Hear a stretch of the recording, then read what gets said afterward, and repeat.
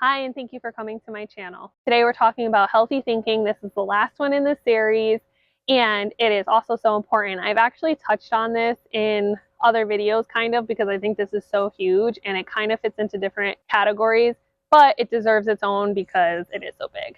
So let me get into healthy thinking. What we talked about in the other video was that healthy thinkers are people who they don't ruminate on their mistakes or personal flaws, and they have the ability to think about their strengths and weaknesses rationally. Healthy thinking is so important.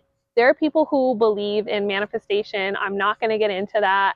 I'm a little iffy about it, but I do think that what you set your mind to, you go out and try to get. For example, I don't know if manifestation means that because I think it, I'm creating this positive energy that is now attracting everything into my life and causing it to flow into me, and that's why I'm getting it. Or if it's just as simple as, if I have certain thoughts on my mind, I'm going to go looking for it. So if I'm saying I'm having a horrible bad day, I'm going to notice every bad thing and I'm going to brush over the good things, because I'm going to be like, see, I knew it was going to be a bad day. This happened, and I'm not going to pay attention to this good thing because it doesn't fit my narrative.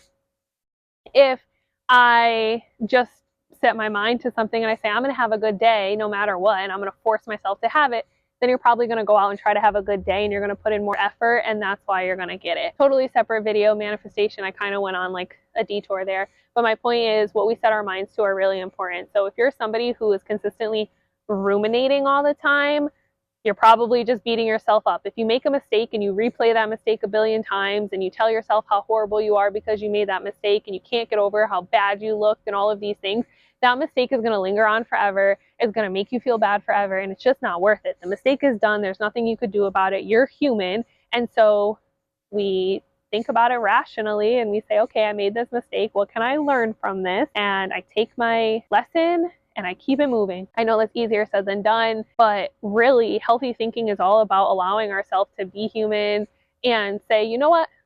I'm going to be able to handle this. I'm going to be okay no matter what. I made a mistake because I'm a human. I have flaws because I'm human. My flaws don't outweigh my good characteristics. I'm looking at it rationally and I'm realizing they're both good, and I'm okay, and I'm going to continue to do well. So if you're somebody who ruminates, you might have anxiety, you might have depression, you might be in a manic phase. There's so many different things that rumination can be a part of. So I would really encourage you to talk to a therapist or a doctor to do whatever you need to do to help with that. I would also say there's nothing wrong with creating lists. I'm a big person of, I like to write things down. I like journaling. I like lists. If you feel like you're ruminating too much, it might be helpful to journal, and then it's a way to release it from your thoughts and onto paper and get it out of your mind. So it's possible that journaling would be really helpful for you if you're somebody who ruminates and doesn't have the best ability to let things go. The positive thing is that in any of these categories, there are ways to fix them. Obviously, I can't sit here and have a direct conversation with you and give you direct advice that works well with you, which is why it's important to talk to a therapist or whoever. But I would just say, if you notice that you get stuck on things a lot, try to pay attention to it when it's happening and redirect yourself and say, no, today we're actually not going to be ruminating all day. We're going to think about this last time, and then we're going to move on from there. Or like I said, you could pull out a journal. You could think about it that way. You can tell myself, I'm going to release this from my mind onto this paper, and once it's on this paper, it is no longer going to have space in my mind. There are ways to stop our thinking when it comes to that. Also, just being a more positive person. When you talk about your weaknesses, talk about your strengths. Yes, I messed this up, but I did this really well. Or yes, I made this mistake, but I'm actually still a good person, and with good intentions, I just made a mistake. So we want to balance that out and be rational about it. I know this is a shorter video, but that's kind of what I'm wanting, because I know people have multiple videos to watch if you're doing this series and you have weaker areas in each. So thank you for your time. I hope that this series was helpful, and I appreciate you here. If you are somebody who has some tips on healthy thinking, please leave them in the comment.